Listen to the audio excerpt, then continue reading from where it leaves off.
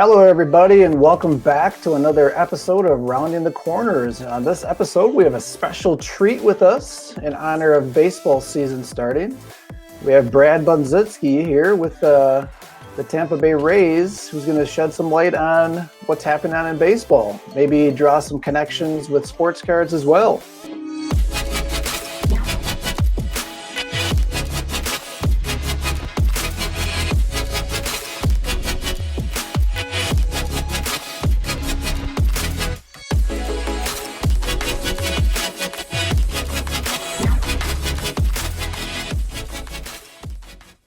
Good to see you, buddy. How you doing? Good, Darin. Good to see you too. How are you? Doing good, doing good. Thanks for having me, man. So congratulations. You are our first roundtable interview on Rounding the Corners. So thank you for volunteering to do this. Yeah, if this was about 20 years ago, we could do it over in Old Milwaukee. Sounds delicious. All right. So with the opening day coming up, what does that mean to you as, first of all, a fan of baseball, and for you as an employee in Major League Baseball? Yeah, I guess there's two parts. The fan part, in my experience, is probably no different than anybody else who was a big fan growing up, is it brings back a lot of great memories. There were a couple times when I was a kid, like mom let me skip school and either stay home and watch opening day or, attend opening day. So that part of it is great to have back. And some of it, I guess, for those who are big fans or live it professionally, either way, it kind of becomes the soundtrack of the summer. So many memories growing up of, Bob Uecker on the radio and, you're swimming or out playing with your buddies or in the backyard hanging out. And it's really no different now, that 162 games over 6 months. It's always kind of in the background, always running. I love that part of it, so it's always exciting. Professionally exciting too. We don't love it any less now. It's obviously great when you're in a situation like ours where we have a chance to win the World Series, and that's very exciting. But this can be a brutal business too. I've been on the flip side where you have opening days and you kind of know where the roster's at, and there's change coming. The Astros in 2011, right before an immense amount of change, and the club was struggling, and sometimes that's not a lot of fun. So professionally, a lot more ups and downs, but as a fan, always special. So tell us a little bit about your position. I know you're with Tampa Bay. You used to be with Houston back when they won the World Series a few years back. You want to tell us a little bit about your role with Tampa? Sure. I'm an international cross-checker. So I spend, pre-COVID times, roughly 10 to 20-ish days per month in the Caribbean scouting players for upcoming classes. So it may be the eligible class, and it could be the eligible class, or the class that will be eligible as far out as 2 years from now. So live in Dallas now and bounce back and forth, usually on Monday morning, sometimes Sunday night. Most of the times in the Dominican, but a lot of time in Colombia, Panama, Mexico. And that's my role now. Prior with Houston, I'd started as an area scout doing the Four Corners, Arizona, New Mexico, Colorado, Utah, and then the southern portion of Nevada. Basically, it's just Las Vegas. After 1 year, moved to Southern California, did the area through 2015, then cross-checked the West Coast in 2016, 17, 18, and then joined the Rays late 2018. Okay. So tell us a little bit about your journey. How does someone like you go from someone who likes baseball to someone who works for Major League Baseball? What was that journey like for you? Yeah, so my path, I guess, wasn't particularly easy, and it was a little harder even back then. When I started looking at getting into scouting, it was predominantly guys who played professionally. I played 2 years of junior college baseball. I really only wanted to move on if I was going to be a D1 player, and I just wasn't a Division I hitter. So I really, it's funny, I go back, we were playing at North Florida Community College in the spring of '99. And this was back when the draft and follow days were going on, and there were 20 guys on the team who'd been drafted. And I remember looking through their little media guide before the game, and while we were playing, I'm playing center field, and like kind of following those guys and like breaking them down in my head. And in between games, I went and talked to some scout in the stands. So my interest started way back. My early 20s, I just kind of started showing up at the baseball field and talking to scouts. And you take what you learned from the time you played. You take what you learned from the time when you're done playing. But like I still had a lot of friends, like yourself, who were still playing. And I was like, I think I got enough feel for this. I got a chance. And I started just kind of going to see games by myself. Ended up making a good enough impression where I started working as a bird dog for the Brewers, which led to a year's internship in the office with the Brewers. And then when that was 06, and you need a little bit of luck or a break. The organization was really on the come up at that point. The scouting department, was in the middle of like Fielder, Weeks, Hardy, Braun. The guys that I worked under not only were great to learn from, but they all went on to bigger jobs. And Bobby Heck was the national cross-checker, one of the two national cross-checkers at the time, and he ended up as the scouting director with Houston. And he gave me my first full-time job in the fall of 08. But it really was a lot of time on my own between like 06 and 08, or between 02 and 08, and then really between 06 and 08, just going out and kind of learning from other scouts and learning on my own. It was a little harder in the upper Midwest too, because like prospects are so spread out. If you're in Southern California, it's so densely populated, you can drive 20, 30 minutes, see some really good prospects, all in one day. The upper Midwest isn't built like that, So Yeah. it took probably more time than I would have liked, or it definitely did. But that's kind of the long story short, I guess. But I see you're doing a lot of talking with your hands, and especially with that left hand. Yeah. Looks like it's getting quite a workout. What do you got going on there? Some blingage. So I brought make sure I line this up with the camera. All right, I brought the 2017 Astros ring. Now infamous Astros ring. Very nice. But don't wear it often. It's obviously not comfortable, and I don't work for the club anymore. So this is one shot I could bring it out. Yeah, I remember you bringing that back to Wisconsin when you first got it. I got to try that thing on. Pretty heavy. It's heavy, man. It's a real deal. It's a real deal. They make it worth that tax bill, So it's difficult to wear around. So Tampa, how is the squad looking coming out of spring training? I think you said opening day is tomorrow. What's the team looking like? You guys hitting team, pitching team? Maybe the best strong way to defensively put it with the club is just it's a really versatile team. There's some payroll limitations we have that a lot of other clubs don't, like particularly in our division. But we got a really good group of baseball players. We got a pitching staff that may be lacking in like the monster name recognition of like typical World Series clubs, but we got a lot of guys that can pitch multiple innings. We got guys who can go multiple innings back-to-back days. We got guys who can fill multiple roles. They can come out of the bullpen. They can start. We pick up the ball. We don't make errors. We can swing the bat a little bit. It's a team it won't wow you, but like they'll kind of bore you to death in a way. And I say that in a very loving way. It's not a team full of like brand name guys like those old Yankees clubs, like, when we were teenagers, but it's a really like good fundamental baseball team. And we know we survived spring training by and large, like, without any terrible injuries. We lost Anderson for some time, which obviously hurts, but every club's going to have some disappointment coming out of spring training. It could have been worse. You're happy to get out of there mostly healthy. All right. So obviously my channel is all centered around sports cards industry. I don't know if you recognize any of these guys right here. These are my Aiden's cards. I think I've showed you those in the past. Shout out to Aiden.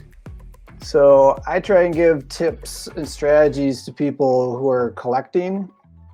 And obviously, you being a scout looking for top talent of players, what types of parallels do you see when it comes to scouting a top prospect, as far as comparing that to hunting for the perfect card investment? Sure. And I'll preface this by saying I'm no card expert, but my assumption is really like what you're doing is you're trying to find separator value, right? Like the players we see are all by and large like professional players to some level, the majority that we're scouting. And a number of them are going to be prospects of some level, but then they enter the world of professional baseball and everyone's a professional baseball player. And there's a lot of guys who have prospect value. Like what can they do to separate themselves from the pack? So like from a scouting perspective, it's like, can he play in the middle of the field? As a shortstop, obviously that's most valuable. Can he catch center field? Can they play second base? Then it's like, can they hit left-handed or switch hit?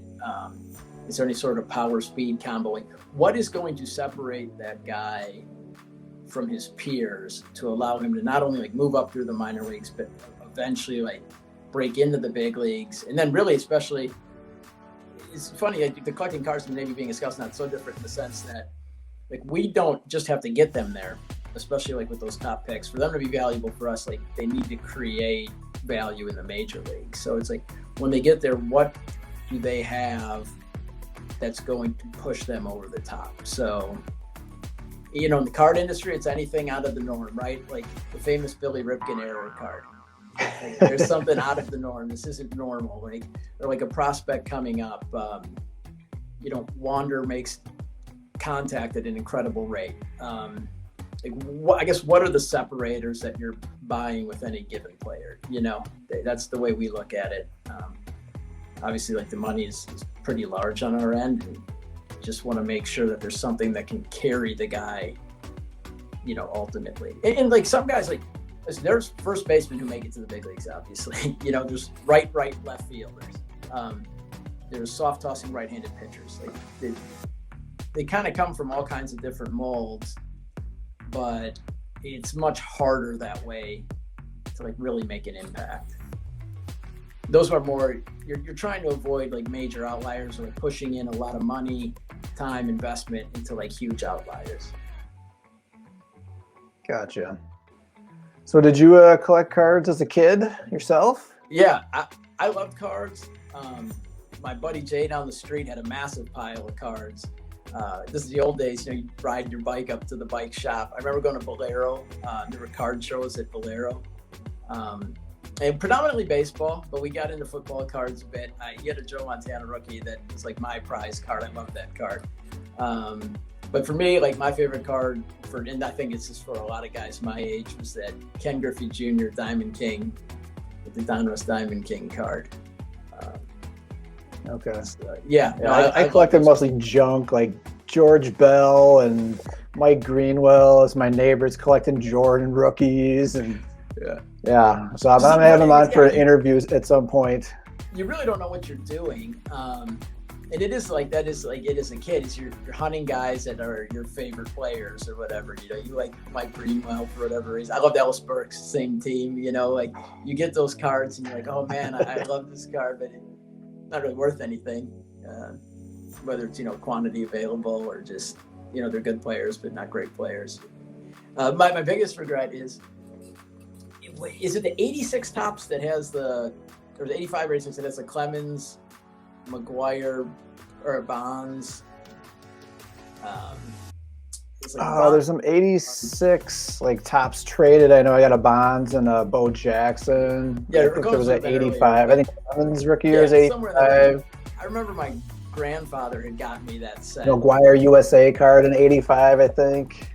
And it came in this like box. It's like a baseball. It looked like a baseball on the outside, and I don't remember the particular set, but that ended up being worth a fair amount of cash a few years later. Now, I was like 7, 8 years old or whatever when I got it. Like, I don't know what I did with that thing. But yeah, that was probably the best set I ever had. Nice. So obviously the industry is just blowing up these days, which kind of got me back into it. big in fantasy sports or fantasy football mostly. Yeah. And I just figured that this would be the next logical move to stay connected with, that type of action. Do the guys on the team, do they talk about their cards at all? Is that a thing? Yeah, so I can't speak to like the guys on the big league team now. Like they kind of do their jobs, we do ours. Not a lot of interaction there, but I do have friends who played in the big leagues, coworkers who played in the big leagues, and those guys all have a lot of their own cards. We don't spend a ton of time talking about it, but anytime you need a card, they always got a bunch. So I think there's like a real special place in their heart for that stuff. But I guess like I hadn't even realized the trajectory this stuff was on until you had brought it up. It's crazy. It is, man. I got my nephew William, young guy. I got him some cards a couple of years ago for his birthday, and I was like, it'd be cool to have some trading cards around. Like at that point, it hadn't like blown up yet, and you told me what this stuff was going for. And I was like, you got to be kidding me, man! This is unbelievable. I thought about getting him some more, and I was like, gosh, I just can't believe like the demand for this. That's pretty cool. Like he's getting into this stuff now too, and we've got a fantasy baseball league going, and it's nice to see the young kids. And I suppose this is probably what drives a lot of it is guys our age getting their kids into this, or their nieces or nephews. Yeah. So like relationships play a big part in the sports card industry. I've learned a lot from other content creators, some dealers that are out there, trying to be part of communities. So how do relationships work in your line of business? I mean, obviously when you're doing your thing, you kind of want to get the guy, whereas in my line of business here, there's more than one Wander Franco. There's plenty of them out there, right? But in your world, there's one of them. So how do relationships work? It works like any other human interaction, really. Like you spend a lot of time around these guys, and I'll use the domestic side as an example, because the international side and like the schedule and stuff is a little bit different. The pace is different, but like let's take the domestic draft. In your area, there's only so many prospects to go see in a given day. And wherever you wake up that morning in your area, like there's only so many like within that particular radius that you can get to. So you see a lot of the same guys, other scouts, over and over and over again. Like they're essentially your coworkers at like what would be a 9-to-5, right? So they become like some of your best friends. Like their families, their kids, like their wives and your wife, friends. So it just is naturally developing relationship. From a professional standpoint, like there's plenty of meals you go out to afterwards as groups, where you start talking baseball, and like it's all easy to do without getting into like any sort of like trade secret that could hurt you. So they're kind of like natural, organic relationships like any other industry. You just don't, I don't rattle off my pref list to the other guy, and same for them. But that doesn't mean there isn't like some level of trading information, because that's actually an important part of it, and you have to know when and where to trade. And like there are ways to trade without, you can give up information that you don't necessarily need based on where a player fits in the draft and where you have him ranked that might be valuable to someone else, and in turn they can do the same for you. So I mean, there's a lot of us, and you know a lot of different scouts. So some of them you only know in passing, some you're just kind of cordial with, and some are your best friends. But you can learn and take, you can still like learn and take from all those guys. And we do spend a lot of time just talking about our craft and scouting and like how people evaluate. So you can like pick different guys' brains, like especially during 8 hours at some tournament or a 5-hour college game or something, people get bored. There's time, a lot of time in between, pitches to kill. So if you're willing to learn, you can pick up a lot from those guys. Gotcha. So I just dropped like an episode today, a 2-parter on what strategies, what tools people can use to know who to pick up, how to stay ahead of the breaking news, when and where to invest your money into cards. So as a scout, what types of tools do you use to track that, that talent?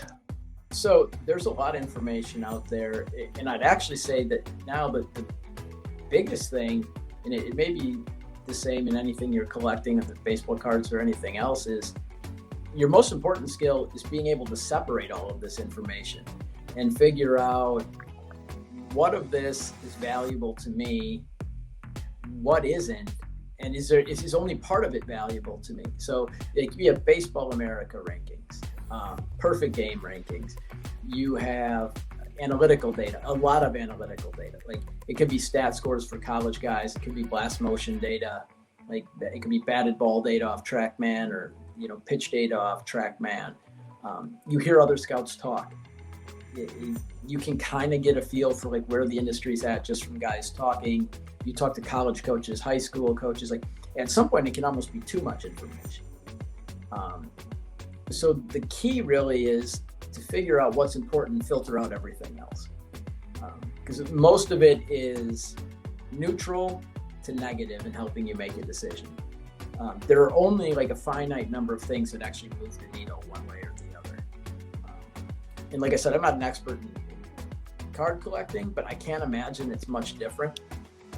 You could probably get bogged down in a lot of details when there's only like a small amount of things that are like actually moving the needle one way or another. And it happens, and it's really common for like young scouts, where you just get bogged down in all of this info, thinking you need to be perfect, you need to go through all this, what does this all mean? And most of it doesn't mean anything. As far as like figuring out what's going to happen in 5 years, it might be relevant tomorrow or something like that.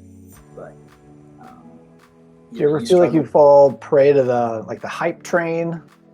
In cards, there's people always hyping up cards, different agenda, trying to get something like, I don't know, bloated so they can sell. I wonder if that happens with you too. Of course, like these kids get famous early, some of them.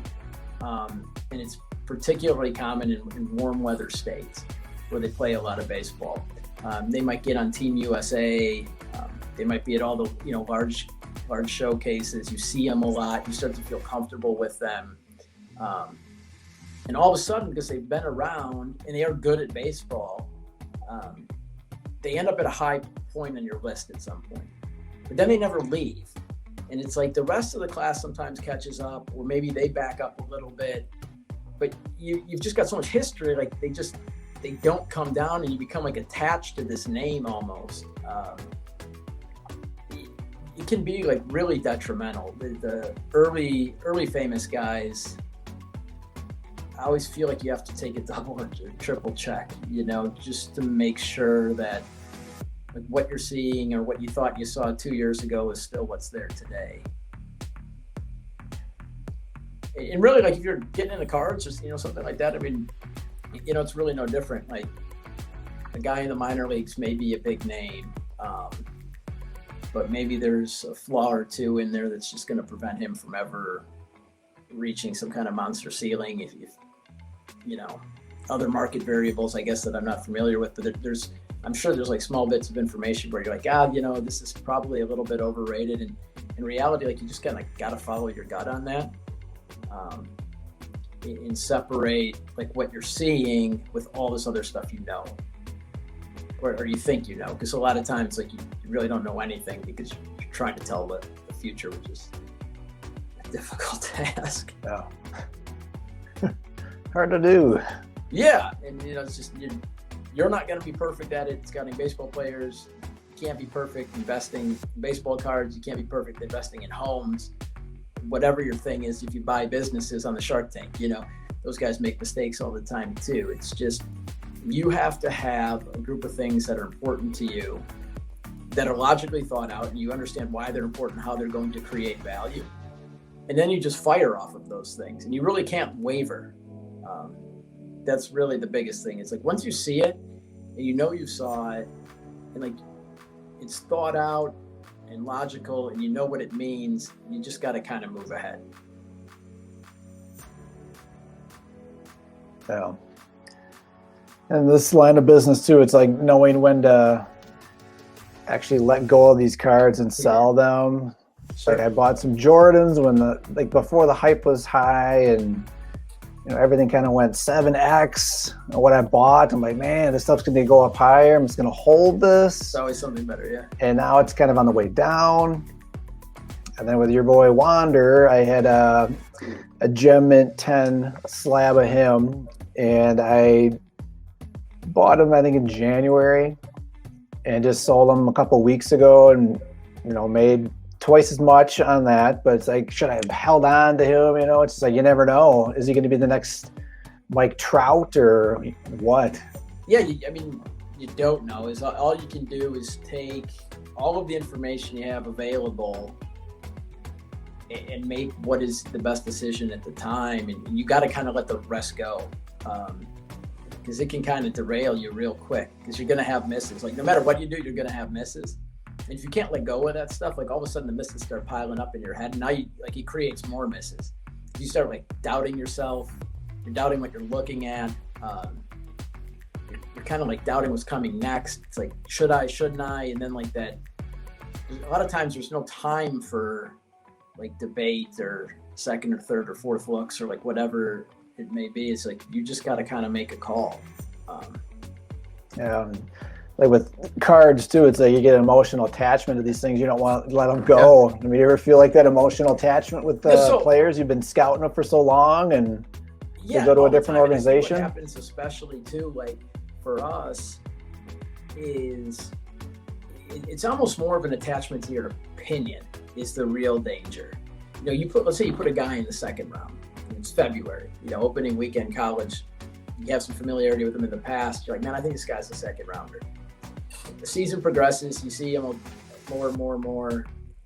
In the back of your mind, you're like, man, I can't do this in the second round. It's just he's not a second round pick. But you have this money on him, a substantial amount of money. And he's on your pref list in a really good spot. And at one point, that's what you thought. And it's now you're back, you're fighting yourself. You're fighting your old self. Your old self is I saw this, and this is where I put him there.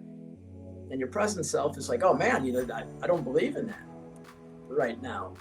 And you got these two warring factions because you don't know for sure what's going to happen. And you're do I stick with what I knew, or do I stick with what I think I know now?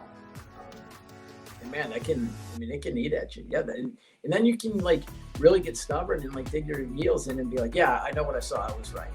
And just start to ignore everything else. It's a huge danger. And it's a bigger danger in states. Yeah, so with cards too, it's you buy something and expecting it to be 2x, 3x down the road, and the market just doesn't say that. And you, instead of selling at a good price, you keep holding out for more and more and more. And next thing you know, you miss out on everything. Yeah, some of the best scouts I've been around, they almost are aloof in some way, and I don't mean that really in a negative way. They're able to just come in and be no, I was wrong, I'm moving on, this is what I think. Where for younger guys especially, you can get kind of caught into the in-between mode, and you're holding on to the past and maybes, could be's. Sometimes you just got to move on, man. Yeah. All right, so we're approaching about 30 minutes in this interview. I really appreciate your time. So maybe one more question before we let you get going here. Obviously, I'm a Brewer fan, as you can see in the background there. And I tried to actually get a Tampa Bay Rays hat on Amazon, get it here before this interview, but let me down, man. All I could find was youth stuff and just junk. So that's why I showed you the Rays cards here. All right. But I'm hopeful that the Brewers are going to do well this year. You got Keston here as a young up-and-coming talent. But as far as Tampa Bay goes, what are you expecting for this season? How do you measure a successful season for the team and for yourself? Yeah, I think at this point, we all feel playoffs are bust, right? Coming off the World Series, you hope to get back there. Yeah, obviously you'd like to win the whole thing. I mean, I always feel like saying that's you win the World Series or bust. It's kind of a tough thing to say in this industry because you can work for 30 years and never be part of a team that wins the World Series. And I think it's hard to like look at your whole career and be like, the thing was a completely waste of time or a failure, you know? But yeah, I mean, I just think like get in the playoffs any way we can and let the chips fall where they may once you're there. I mean, obviously you need a couple breaks throughout the playoffs and hopefully we get back to the World Series. And then personally, like for me, my work is also far out in the future. Like we're still working on guys. Like these guys really, like from when I started in Tampa, we're still years away from these guys showing up. You know, these guys, just some of them, like when I first started that we signed in that time frame are just turning 18 years old. So for me, I'm going to be watching Dominican Summer League box scores and, you know, charting progress that way. And that's not sexy. And there's not too many people, you know, checking out DSL box scores. But, you know, that you just keep track of guys you signed in the past. I have a few guys like floating around in the major leagues right now that I signed as an area scout or we signed. And a couple guys like on the cusp of either like breaking in or like breaking in and staying there. So personally, like probably following those guys will be another big thing. All right. Well, we appreciate your time here, buddy. Thanks for sharing your insight with baseball and drawing that connection to cards. So best of luck to the season coming up, and maybe we'll circle back and check in on you mid-season sometime. Anytime, I'm ready. All right. Thanks for joining us. Thank you.